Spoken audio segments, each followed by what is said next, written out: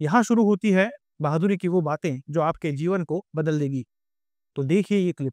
Sir एक सवाल मैं आपसे और पूछना चाहूँगा, जो फ़ौजी की लाइफ़ होती है सर, जी। क्योंकि वो जब सर्विस में होते हैं, तो एक अलग दुनिया उनकी होती है। देश की सेवा करना और देश के लिए ही पूरा समर्पित रहते हैं। जब वो रिटायर हो जाते हैं सर, आफ्टर रिटायरमेंट उनकी लाइफ़ है, क्योंकि एक ऐसी दुनिया से संपर्क में आना, जिससे वो कभी शायद मिले नहीं हों, ऐसे लोग देखो कई मैं तरह बताता हूँ, क्या जो फौज डिफ़िकल्टीज़। में होता है ना, तो जिस प्रकार ये मार्बल सफेद होता है ऐसे फौजी सफेद होता है। फिर उसके वो जो यहाँ आता है ना, तो उसको जगह जगह पर खड्डे टूटे रोड, मतलब ऐसे कचरा फचरा, बहुत ज्यादा ऑब्स्टिकलों का सामना करना पड़ता है उसको। क्यों?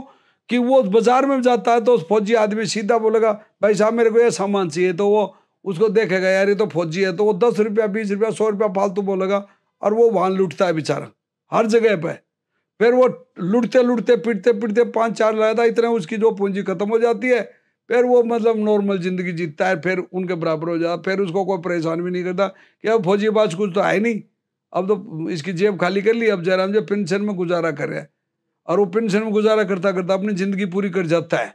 लेकिन मोदी सरकार तो यही कहती है कि भाई आपको तो पेंशन नहीं देंगे, तो फिर उसका बुढ़ापा खराब करना चाहती है, और इसलिए हम कह रहे हैं कि भाई अग्निवीर मत लाओ, हमारा बुढ़ापा मत खराब करो, क्योंकि दुरुक्ति हो जाती है बुढ़ापा में। हमने इतने दिन देश की सेवा करी और लास्ट में हमारे को ये सिला दिया, तो ये चाहते हैं भाई ये सिला नहीं देना चाहिए।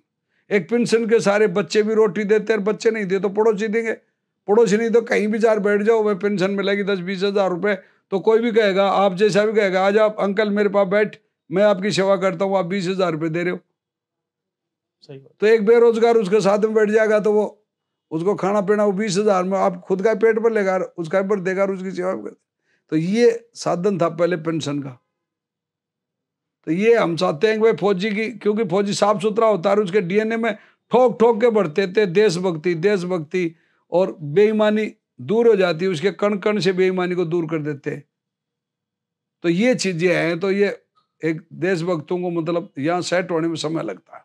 बहादुरी के साथ ज्ञान और समझ का संदेश फैलाते जाइए।